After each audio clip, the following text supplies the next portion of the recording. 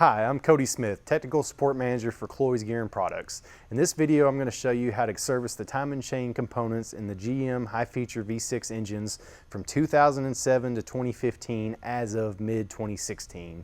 We will be using Cloyes aftermarket replacement components. Components we're going to be using today, this is the 90753S kit that will contain the chains, tensioners, guides, the idler sprockets, and the crank sprocket. The timing component service of this engine can be done with the engine in the vehicle.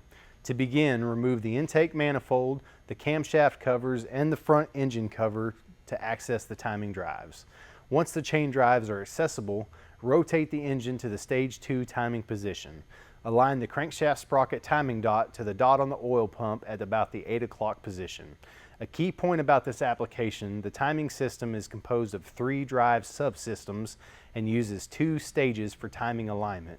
Stage 1 aligns the left bank secondary and primary drive systems, and Stage 2 aligns the right bank secondary drive system. Note, once the chains are removed, take care when rotating the shafts individually. This is an interference engine. We'll begin with the removal of the right bank secondary drive system. Remove the right bank secondary camshaft drive chain tensioner, tensioner guide, chain guide,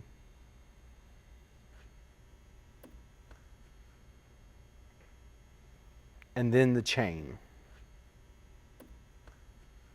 Now that the right-hand bank components are removed, rotate the engine to stage 1 timing position. Align the timing mark on the crank sprocket to the timing mark on the oil pump at about the 5 o'clock position. Next, we are ready to remove the primary drive system. Remove the primary chain tensioner, the upper guide, and then the primary timing chain. Note that we are leaving the lower primary guide in place. Later, we will discuss the reason for this. Remove the right-hand idler sprocket. We are now ready to remove the left bank secondary drive system.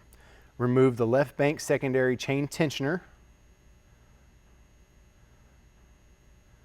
the chain guide, the tensioner guide, then the chain. The left-hand idler sprocket. Now remove and replace the crank sprocket. Now is the time to remove and replace the VVT cam phasers if necessary. During the replacement of these phasers, use a wrench on the camshaft hex features to hold the shafts while removing and torquing the camshaft bolts. Retorque the new bolts to 43 foot-pounds. Before we start the installation, I have a few things to show you. All 3 timing chains have colored timing links. The 2 secondary will have 2 similarly marked links that align to the camshafts, and the 1 unique marked link that aligns to each respective idler. The primary chain has 3 uniformly marked links that align to the 2 idlers and the crankshaft. The marked links on the primary chain are evenly spaced so alignment is symmetric. The tensioners are shipped in the deactivated state with the activation pins installed. They must be installed in this deactivated state or damage will occur. In the event of installing a tensioner that has already been activated, you must go through the deactivation procedure. To deactivate a tensioner that has been activated, remove the piston assembly from the tensioner housing and compress and turn clockwise on the ratcheting cage mechanism until it stops. Now reinsert the piston assembly into the housing, compress, and insert the pin. Note the tensioners are also shipped with the gaskets that utilize a tab feature to index the tensioner bolt threads. It is best to install the gaskets with the tensioner bolts before installation on the engine. The lower primary guide that we left on the engine during the timing component removal is attached using critically torqued oil pump attachment bolts. Unless you are servicing the oil pump, it is best not to remove the lower guide bolts because it will disturb the oil pump's properly torqued 2-piece housing. Cloyes recommends replacing the nylon shoe using the nylon from the provided guide assembly in the kit. Use a small tool to separate and remove the nylon shoes from the steel guide brackets, and reinstall the new nylon shoe on the engine's original bracket. We will start the assembly with the left bank secondary drive system. Install left bank camshaft drive chain along with the intermediate drive chain idler. Align the similarly marked links of the chain to the L timing marks of the VVT cam sprockets, and the unique marked chain link will align with the hole on the intermediate idler. Torque the idler bolt to 43 foot-pounds. Install left bank tensioner guide. Torque the bolts to 18 foot-pounds. Next, install the chain guide.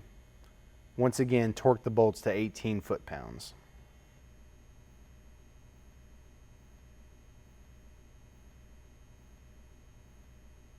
Install left bank secondary tensioner and install the attachment bolts to 18 foot-pounds.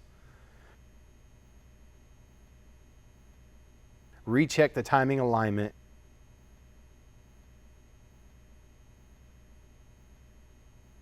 and pull the pin to activate. Now we're ready to assemble the primary drive system. Install the right bank intermediate idler and torque the bolt to 43 foot-pounds. Install primary camshaft drive chain. Align the marked links of the chain to the timing marks of all 3 shaft sprockets.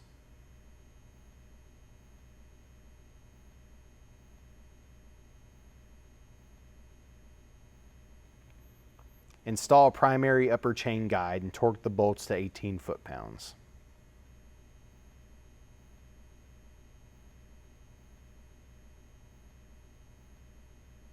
Install the primary chain tensioner, and you guessed it, torque the bolts to 18 foot-pounds.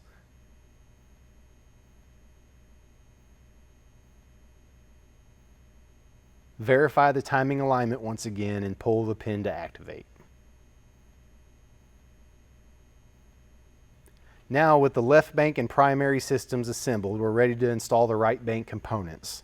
You're going to want to first rotate the engine back to stage 2 timing position.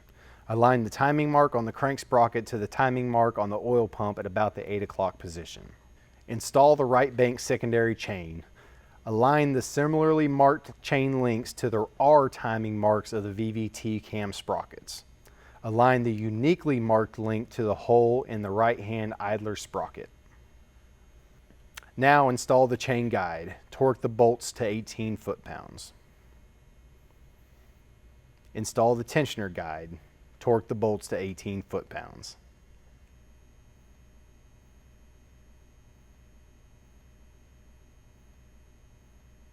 Install the right bank tensioner. Once again, torque the bolts to 18 foot-pounds. Recheck the timing alignment and pull the pin to activate.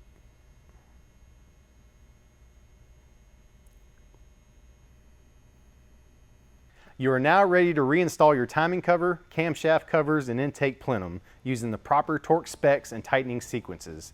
If you have any questions, please call our tech line. Please subscribe to our channel.